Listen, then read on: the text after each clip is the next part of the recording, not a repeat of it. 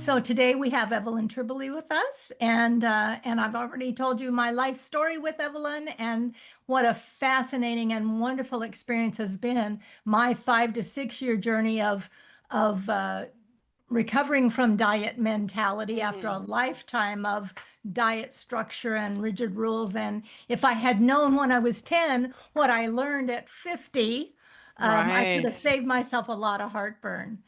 We happen to be also in this is Weight Stigma Awareness Week, so it's the perfect time to have this conversation. So I'm going to let Evelyn please introduce yourself to the audience. Tell us what you love about the work, what's the most painful thing, and then we'll just move into your preferred topics about stigma, social justice, the impact of medicine, and what you're seeing in the current events. Yeah. Okay. So I co-wrote a book with Elise Rush called Intuitive Eating over 30 years ago. It's in the fourth edition now. We're actually working on the fifth edition. It won't come out till 2027, but it has been basically our life's work. And so we help people create a healthy relationship with food, mind, and body. And it gets harder and harder and harder with all the weight stigma that keeps getting perpetuated in our culture. And, medicine, unfortunately, is a big perpetuator of that. It's a perpetuator of suffering. Mhm. And by now, I would have thought 30 years ago, we would have solved this problem by now.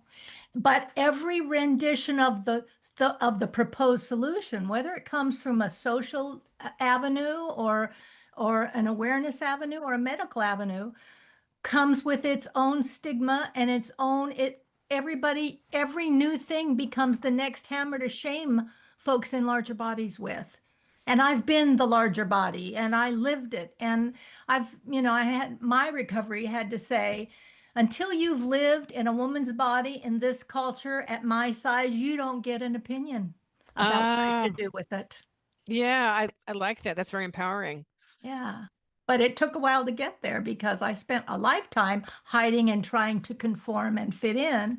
And people would say, inside of every fat person is a thin person waiting to get out. That was never my experience. My experience was that every time I got thin, and I did it more than once, was a fat person waiting for their chance. And what I didn't understand is that being in that body because of trauma events in my other Mm, life was like returning to the scene of the crime, and I did not have the tools or the resources or the support to work through any of that 30, 40 years ago. yeah. So we Mm, just do the best you can. You right. medicate, self-medicate. Yeah. Yeah.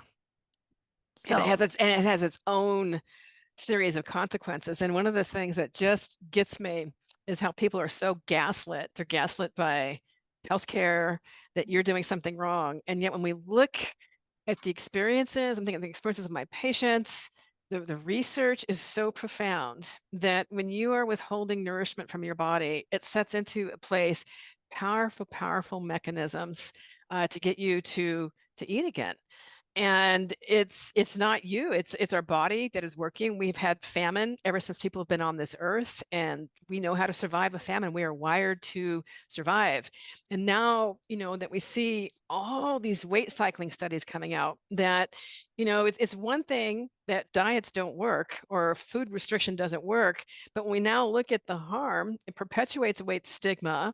It perpetuates this weight cycling in which people lose weight, they're losing muscle, they don't gain back that muscle. And now we're seeing all the things that are now associated with all the weight cycling, inflammation, diabetes, heart disease, all the things that weight loss is supposed to be taking care of. It's creating the very problem. And it hurts my heart. One of the things, though, I find so encouraging is there's a new medical group called the acronym is AWESOME, and it's the Association of Weight Inclusive Medicine. So now we have physicians on the front line. They're saying, "Hey, what we're doing has not been working, and more importantly, it's causing harm."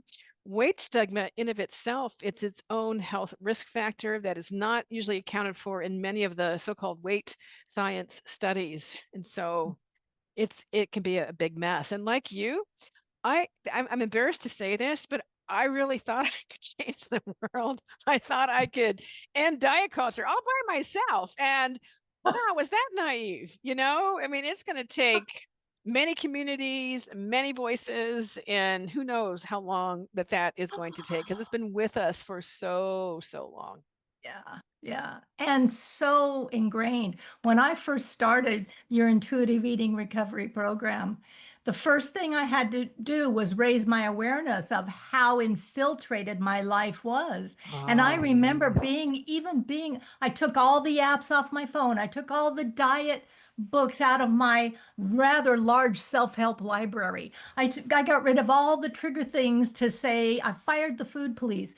But I remember being on an airplane to Hawaii, looking at the little magazine in the airplane, and it was full of articles of under the guise of health, yeah. as though Yeah. weight loss meant health. Well, weight loss also, we were taught, and still is on TV on commercials. It means party time. It means happy families. It means, you know, the the little pink cloud of how life's supposed to be. And Mm, my weight loss was never any of that. And so right. of course I would hit the goal number, whatever it was. And if I wasn't losing, I was gaining. Those cycles were Yeah. the cycling was horrible. Yeah, and by the way, I when I've sometimes talked about this with patients, they get really depressed, like, "Oh my God, I've messed up my body." And my response is, you know what, you did the best you could with the information that you had, including Yeah, being endorsed and pressured by healthcare. But yeah, now that you know differently, we, as in Maya Angelou says, when we know different, we do differently. yeah. So, and sometimes that's why I like looking at this idea that we can end the legacy of diet culture at your own kitchen table, that the idea of changing big culture and all the systems is so daunting. But if we can say, we are the culture and we are the ones that eventually change it. And if we can start with ending the legacy, it's amazing the amount of people I work with that have grandparents and parents who have dieted over and Yes. over and over again, and they know the harm of that. And it's like, well, let's begin in your own home. Mhm. That bodies are sacrosanct. We don't disparage bodies. We don't disparage our eating. Eating is a privilege, and having a body is also a privilege. And it sounds kind of straightforward, but it's interesting. Like to your point, all the places that diet culture shows up uninvited. It's wild. It's so wild. In fact, as we are, looking at the update of the intuitive eating, we are saying now, the first principle of intuitive eating is reject diet mentality. And now we are slightly changing the wording to say Mhm. reject diet culture. Because if diet culture didn't exist, the diet mentality wouldn't be so hard to let go of. We need to recognize the systems that are here at play, which is why this is so Oh, I difficult and like that. so daunting. Yeah, yeah, Right. yeah. I wonder if we can unpack a little more about the systems then. I mean, since you're moving into that, give us a little preview of coming attractions. Yeah, the one of the works I was highly actually, let me tell you who I've been highly influenced by. I have a social justice leadership coach, mentor, and friend, Ooh. Desiree Attaway, who's just amazing, and I've learned a lot from her. And she's the one that introduced to me Bobby Harrow's cycle of socialization, which can be Okay. used to describe any form of oppression or a system. Like, we weren't born hating our bodies, right? So how did that happen? We're born these little innocent babies. Yes. Well, the first cycle is we were taught by people that we love, Hmm. that there's a right body and a wrong body. It's Yeah. reinforced then by our loved ones, our care providers. Then the second turn of the cycle, or the part of the cycle, is it's in our institutions, it's in our school, it's in Yeah. our healthcare, Yeah. then it gets in our media, and then it gets codified in terms of health policy. And what happens is, the reason it's called a cycle is it keeps perpetuating on itself unless somebody does something, unless we do something. And they don't have to be big things. We can interrupt the cycle by just saying, is that really true? By Yeah. asking a question and not just letting it lie. And I think it's helpful to look at it from that perspective. And I do this with my patients, where I say, well, let's take a look at your own family of origin. Let's take a look at diet culture in your family. What was your earliest memory of what a body should look like? Where did that come from? And all the stuff I hear from mom and dad and reinforced mom Mm, and dad, teasing by siblings. Well, what mm, about at family events?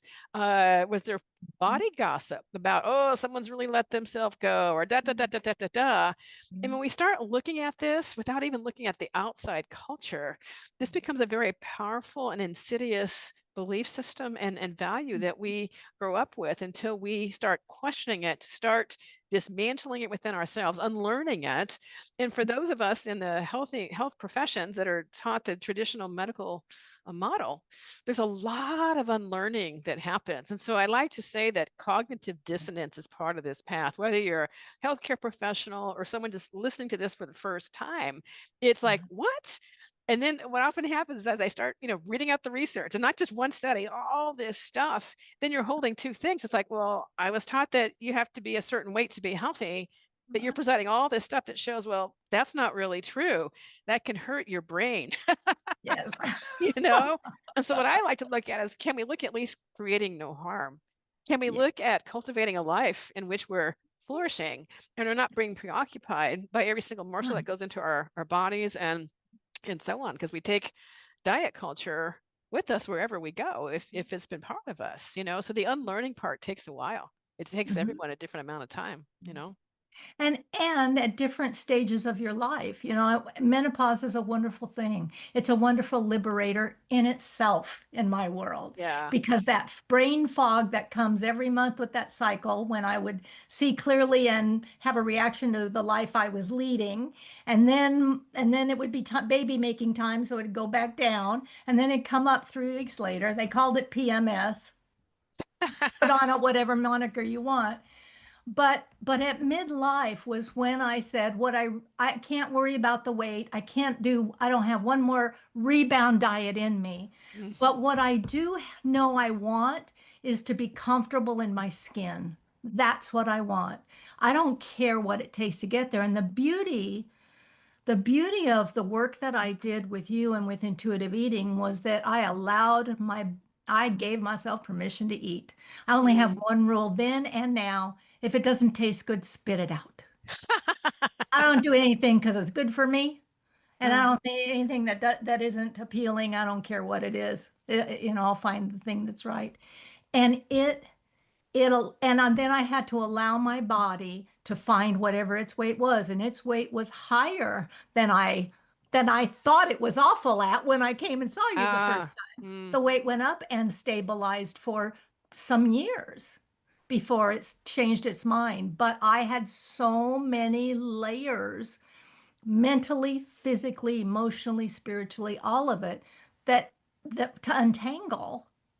Yeah, that's a good word, But the feeding my entanglement. body, but Yeah. feeding my body instead of restricting and denying it was the first most important step in having the resources I needed to wait it out and to Yeah. follow and to trust it, to build To trust with my trust. body. And that's a really important word. And that's Yes. what I hear from a lot of readers who are like, I love your concept. I just don't trust that it works for my body. There's Yes. this inherent belief that my body is broken. And when we start looking at, well, why do you have that belief? What experiences have you had? And they'll talk about, this loss of control eating. And then I look at, but what happened before that? Well, what do you mean?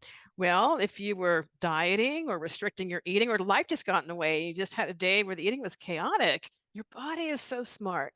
It's going to want to inhale food, not because your body's broken. It's quite the opposite. Your Mm, body is working to survive you. As far as it's concerned, it's another famine on a biological level, on a neuroscience level.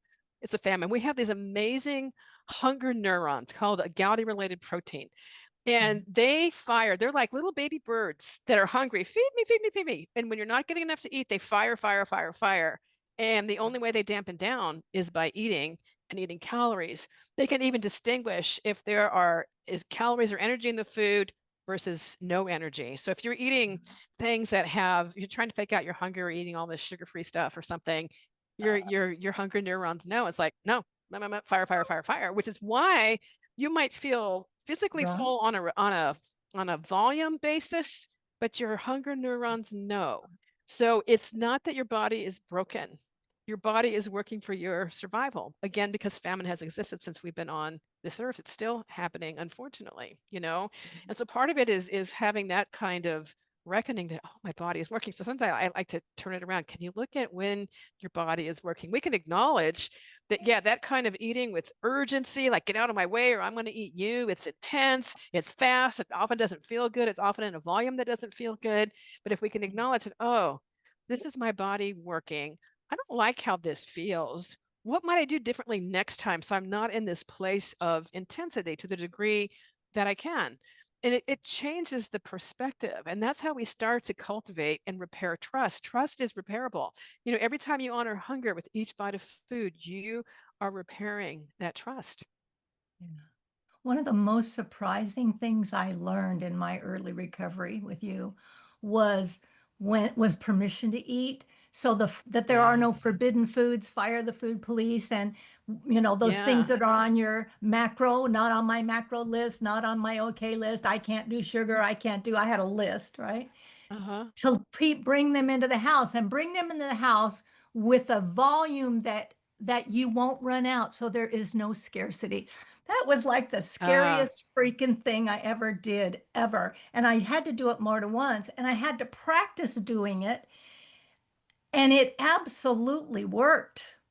It absolutely worked. And even today, when I want something, I have what I want, and if I really crave it, then I make sure I get more than enough, so that the so there's abundance. no scarcity. But it Yeah. really did when it became I can have as much as I want whenever I want, then the thrill was gone. The chase Right? was over. Yeah.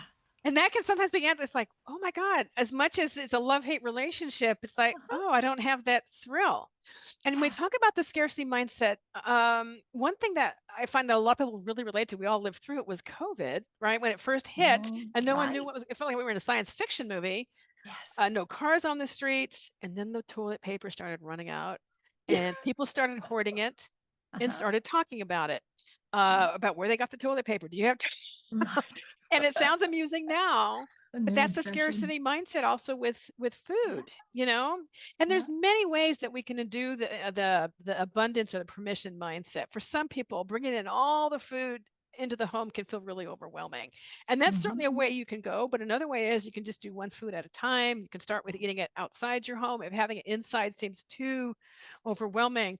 But I'll tell Mhm. you an interesting thing that happened with COVID, and it was very surprising to my patients. You know, there was a lot of downtime and my patients were getting bored. And they said, you know, the darndest thing happens. Like, well, what? I was cleaning out my pantry and I found all these pastries and this chocolate. And I said, okay, Anne, go, Evelyn, don't you get it? When I had any of that food, I would know it was there. It was calling my name. It Yeah. forgot, it no longer calls my name. And so it was like this anticlimactic realization that, oh, it's not calling my name. The ice Yeah. creams in the freezer that were still there, not calling the name. And so, you know, for some people, it's hard to imagine that would be even the case. You know, when you say, well, you can eat what you want as much as you want, and it's attuned to your body because we want you to feel good, they can't imagine. I'll hear things like, well, if I eat chocolate, I'll never stop. Mhm. And some of your listeners might be thinking of that very thought too. And usually when I hear that, it's like, ooh, you know, often that reflects the level of restriction took place, that you can't imagine that you would even get tired of it, that your first thought is, I'll never stop eating. That comes from the scarcity mindset, Uh-huh. you know. And so this principle of making peace with food, having permission to eat, is Mhm. about, it's really psychology. It Yeah. is when you have permission to eat and you know it's there and you can have it, then you really get to ask yourself, well, do I really want it? I can have it now, I can have it later. Do I really want it now? If I eat it now, am I going to enjoy it? And for some people, the first time they're tasting it because now they're not caught up in the excitement of, oh, I get to eat it right now and eat it while I can, eat it before I change my mind.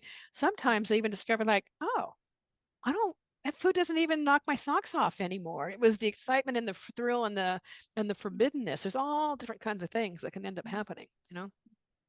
So I want to I don't want to segue. I just want to take a little loop here before we go to the next part. And that is that, so what about, like, I recognize in our conversation the privilege that I carry that Yeah. allows Yeah. me not to have food scarcity today. I've had Yeah. parts in my life when I cried at the food counter because I couldn't afford hamburger meat to Uh, feed my children.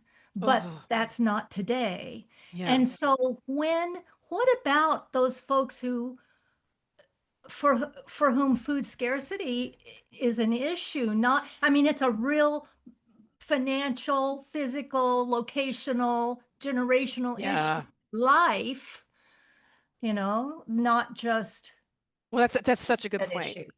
Yeah. Well, and so what we're talking about, there's a name for it, food insecurity, and that is not Yes. knowing if you're going to have your next meal.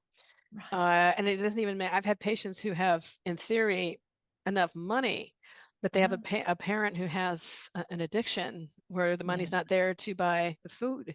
And Okay. it's not knowing if there's enough. And it really is, it's a trauma. It truly Yeah. is a trauma. And what's really interesting, when we look at when food is not available to the person, regardless of the reason, whether it's self-induced dieting, Mhm. whether it's food insecurity, where it's really not there and you're not sure when it's going to be there, whether it is fasting, intermittent fasting, Mhm. what we see across the board is binge eating is a consequence of that. And again, that's the body working.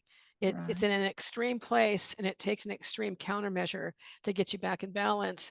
And what's so difficult when people are experiencing food insecurity, what often happens is they're saying to themselves, I can't be hungry, can't be hungry, can't be hungry because I don't have the food.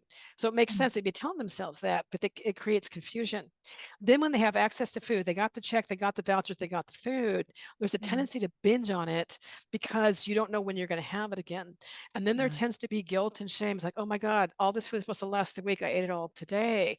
And Yeah. so what's important part of the healing aspect is, you know what? This is a normal compensatory response. This is Yeah. not about willpower. This is about Right. your biology. And it's really interesting. They've been looking at college students in the United States, and about 40% of college students are food insecure. And what they find is when they have access to a meal plan, in other words, when they're in school, there's a Yeah. tendency to binge. That's because they have food available for the first time without having to worry about it. And again, there's nothing wrong with these kids. And what they're Mhm. finding is intuitive eating might be a protective mediator because you're not labeling yourself as wrong, Right. that this is an understandable thing that ends up happening. And so I Yeah. think when we can recognize it as a trauma, it's important. Yeah. Secondly, if somebody as an adult was put on a diet at a really young age, and I can't tell you the amount of adults I've worked with who are put on diets at the age of 5, well-meaning parents and their Yeah. pediatrician. And Mm. that is a form of food insecurity. The parents are well meaning. They don't understand the harm it's causing, but to the kid, it's a trauma. They're hungry, they're not getting enough food, or Mm. sometimes they want the cake or they want the cookie. Mhm. And when they have an opportunity, they're going to sneak it. And because they're a kid, they feel shame, they feel guilt, and they get this powerful message: you are not to be trusted with your body, you're not to be trusted with your appetites. And it's creating this horrible cycle. It's a traumatic Right. cycle, Yeah. but you can heal from that. Mm. So it's interesting. Acknowledging privilege, I think, is really really important. And when we start looking at systems and Yeah. public health policy, what you know Mm. what the number one things we can do for our health is alleviate poverty and Yeah. hunger. Yeah. And that goes such a long way in so many areas, and yet that's not where public funds are being spent. They're being Right. spent to, well, we need to shrink our bodies, we need to do all these other kinds of Right. things. It's such an issue, such a complex problem on so many levels. So we have, as you know, social determinants of health are actually one Mhm. of the most important things that impact our health more than individual behaviors. That means access to health care, access to Mhm. food, where you live. Then Mhm. there's commercial determinants of health, and that has to do with money making, profit Yeah. over people.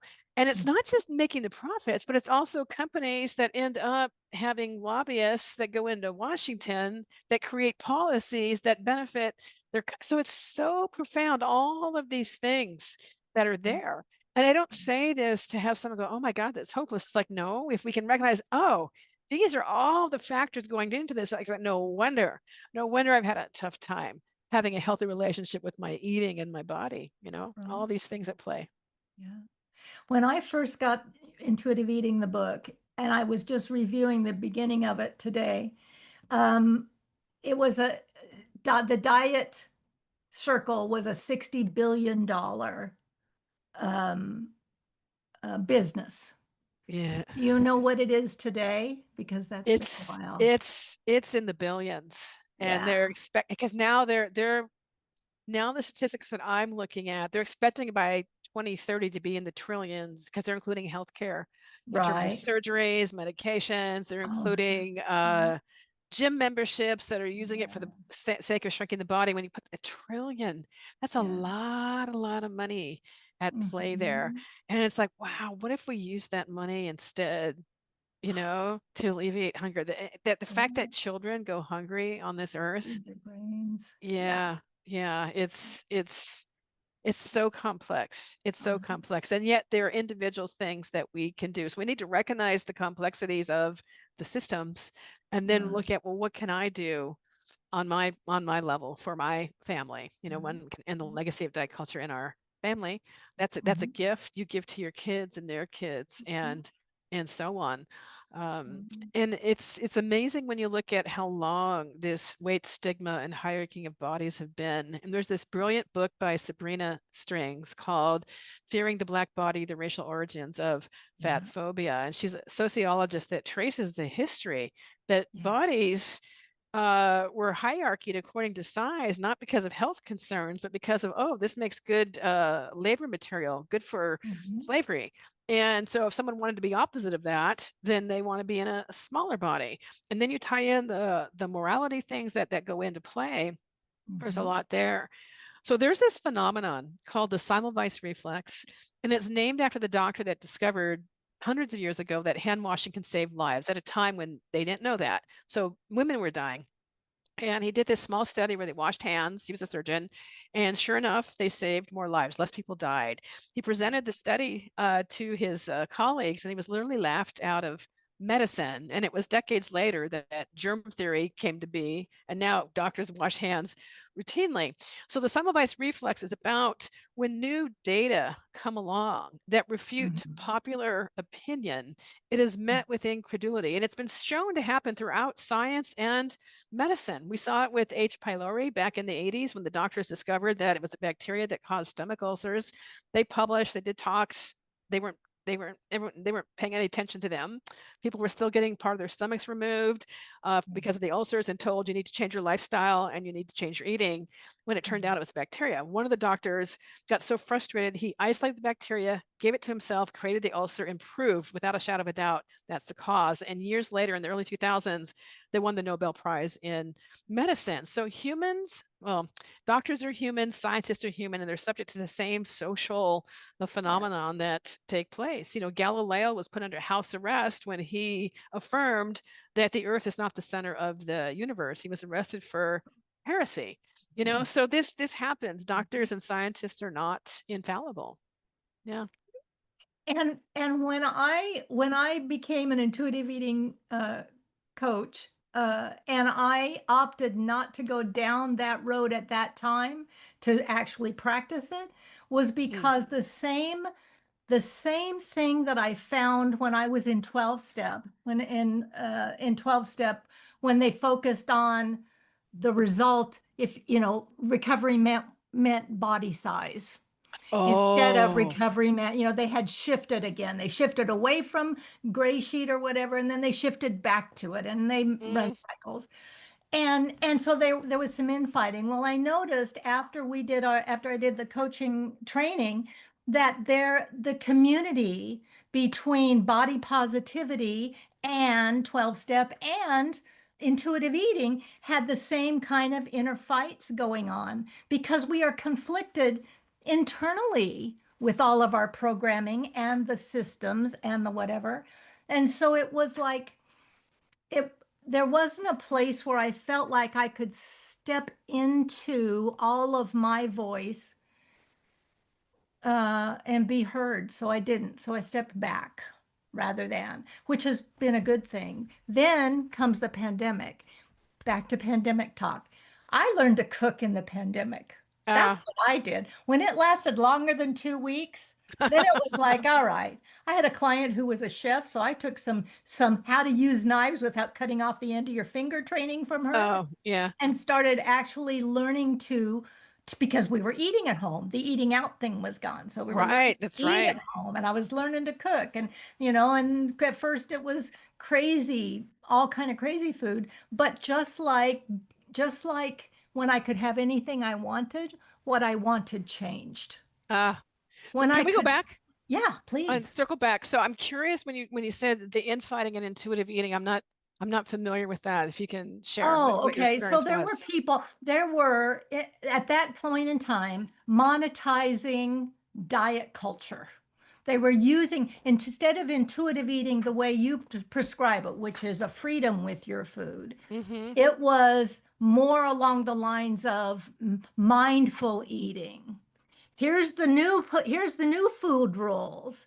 Eat only between 3 and 5, only start when you're between these numbers, only stop at these numbers, only eat here in the middle. And it became an external measure instead of an Ooh, introspective because that's not something measure. we ever endorsed, you know? No, no, no, no, no. You never endorsed it. It just was happening out there. Okay. Because, you know, it's It one was thing. happening out there. And there was shame coming within the community if you weren't weighing and measuring, just like Oh, it okay. became another hammer in the diet toolkit to beat people with for the low price of $2,000 for their program. And I Uh, was like, oh my God, I got so tired of feeling like people were making money off of my pain, oh, that's not good. And you know even what? in the healing communities. It's one of the reasons why we started certification because we Yes, found people using intuitive eating in ways that was not intended. yes, Sometimes it was unintentional harm, but the bottom line, harm was being yeah, perpetuated. And yeah, so, yeah, yeah. that we have, it drives us bananas, especially what we see on social media, people Yes. using part of our principles. And then they're Uh-huh. saying, you can lose weight. It's like, no, intuitive eating No. is not about changing the body. It's about Yeah. cultivating a healthy relationship with food, mind, and Yes. body. Your weight can stay Yeah. the same, your weight can go up, your weight can go down. I don't know what's going to happen to your Right. body, you know? Right. So And yeah, it I would won't say, matter. yeah, Yeah. there's no pass or fail with intuitive eating. It's just learning and discovery. So Yeah. anyone who's promoting it as Yes. pass and fail or promoting it with all these rules, I would Right. say run away. Yes. Yeah. Absolutely. Yeah. Absolutely. And one of the things that the pandemic did, one of the things that that happened was people started working from home. Hmm. So social media picked up, but also all those financial models of click, click, click and buy this, click, click, click and buy that, it shifted too. The way marketing shifted, the things Mm, Weight Watcher approached or did or whatever shifted with the changing environment. And in good ways, many of them in good ways, social media gave us more opportunity to connect with like-minded people that we true. didn't know were out there because we had more time and energy and bandwidth, right? Yeah, yeah. So And you that know, has been good. and I think the virtual services, that was a game changer because in the health Yeah. professions, to get reimbursement for a counseling Mhm. session over a Zoom or Uh-huh. any kind of similar kind of platform, Right. wasn't you were not able to do that. And so that created it removed all the red tape behind that. And Mhm. now to be able to even this conversation that we're having and having Yes. this so accessible, Yes. that's a silver lining aspect of that for Yes. sure. Yeah. And the access too. And Yeah. so it brought a different round of different kinds of monetization techniques. But I like two things specifically, especially about what you do. Do no harm, which has always been my platform, and to build trust with your own body, Yeah. because the body knows. Yes, it does. It knows all the things. It knows all the reasons it thinks it needs extra protection or extra food or whatever. And it is only when I don't listen to my body that I find myself in trouble in this world. Yeah. And you know, part of that listening, I don't know if it's clear, but I'm a pretty I'm a geek. I love research. I I love to be able love to explain things. And you know, when we start looking at this concept of interoceptive awareness, which is about trust on a deeper level, it's it. our ability to perceive physical sensations that arise from within the body. It's basically the neuroscience of intuitive eating. So it includes states like a full bladder, a rapid heart rate, satiety cues, and every emotion. And the thing I find so profound is that basically interoceptive awareness helps us to be in balance psychologically and biologically. It's beautiful. But when you're at war with your body and you don't trust your body, then it gets all confusing. And so Mhm. this trust that gets reconnected, I think part of the reason why people say that, intuitive eating changed my life is part of this reconnection with this deep trust Absolutely. and knowingness, that permeates into other areas of your life, not just your decisions around eating and taking care of your body. I remember the first time I experienced interoceptive awareness, we had talked about it. I had no idea, never heard the word, had no idea what it meant. And you said, think of intuitive eating like intuitive peeing. Yes. Yeah. It was I like, do say oh my that. God. It was like, you get the urge and your body knows, do I have a little bit of time or should I be getting out of bed right now? What's that look like? And all I could think was I was a corporate C-suite person, suiting up, showing up, living a life that was not authentic to me. Mm, And I would push that awareness to the max every time it came up because I was too busy to stop and pee. ah, ah. And that was the first place I practiced listening to my body. Does And that what's so work? cool about this, and my patients call it intuitive peeing as well, is we don't question, oh, am I peeing too much? Am I peeing too little? And and you never question the Is it reality. time yet? Yeah, you don't question the reality of when you need to pee, even if it's inconvenient. You could have peed right before a big meeting and then 10 minutes later you got to pee again. It's like, oh God, this is so inconvenient. But you never say, well, I don't have to pee because I just peed. And yet when it comes to eating, it's completely different. And so that's Yes, why, I mean, I have had patients like, oh, that's so crude. I go, but think about it. You understand what I'm 100%. talking about. And for the great majority of adults, they know how to pee in a timely manner. Yes, that's right. So we have a relationship to that where intuitive eating can sound so far and out there because Yes. in our culture, I'd say up until the maybe last 10 years where trauma research has really been on Mhm. the in the mainstream in terms of listening to our body, the healings for trauma is in the somatic awareness and all the different Yep. various aspects where from bottom up as opposed to top down. Yep. But most of us have not had that experience. It's not been reinforced in our Right. culture, in our learning, in our education. It's all about, following the rules, doing the education as opposed to the sense of knowing your body and so on.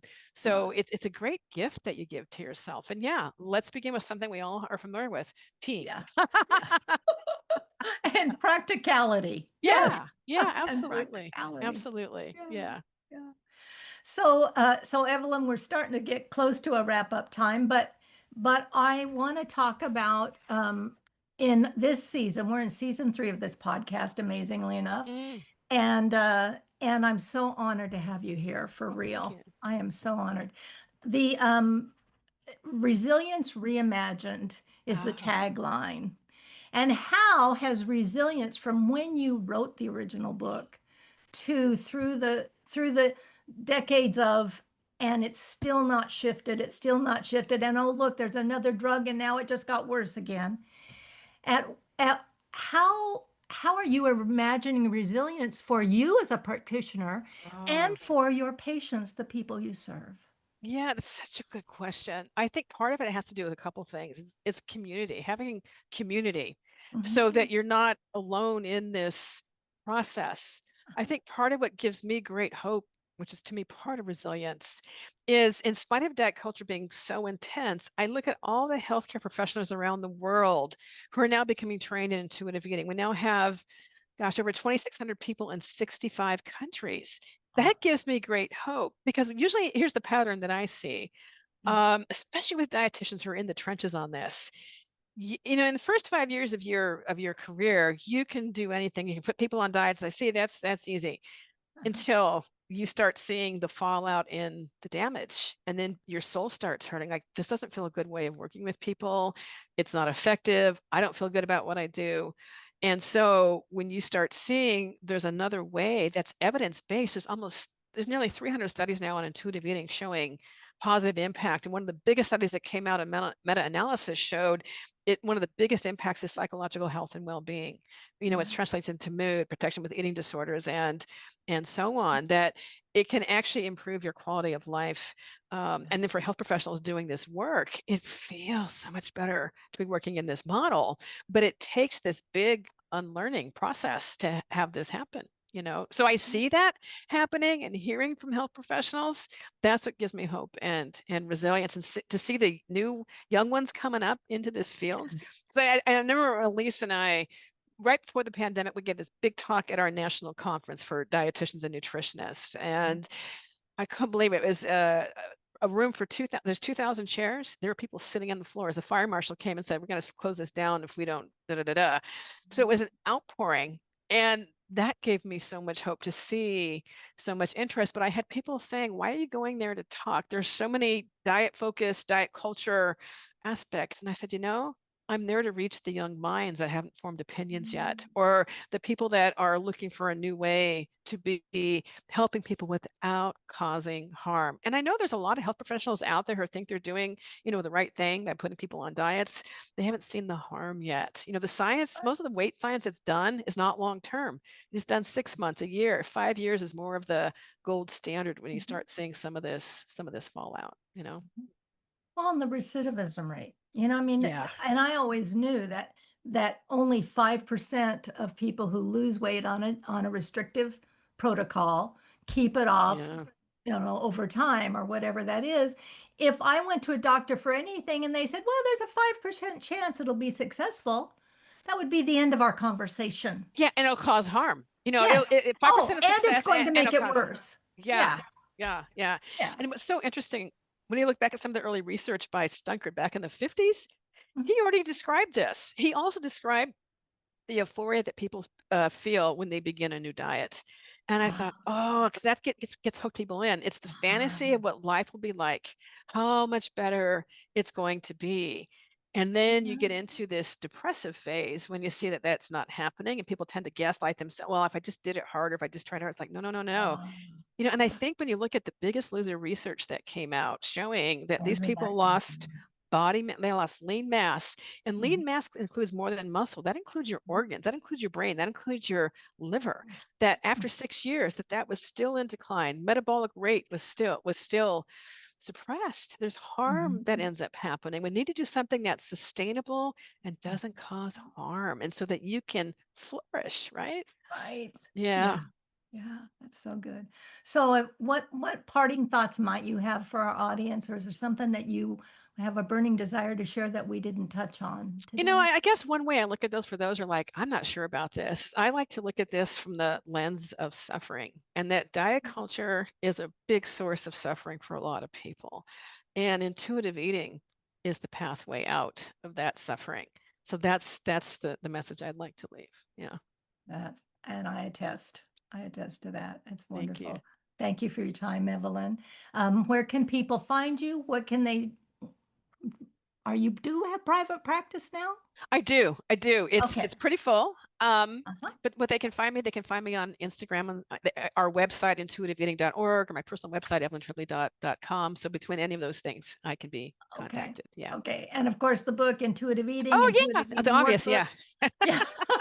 Yeah, of course. All the Yeah. variations. I had one that your co-author wrote about intuitive eating for teens that I used a few Yeah. years ago, and I went through it. Like for my teenage self, let's see what I missed for that Yes. There foundational you stuff. go. Absolutely. Absolutely. Yeah. All right. Thank you for your time, Evelyn. It's been a pleasure to have you. Likewise.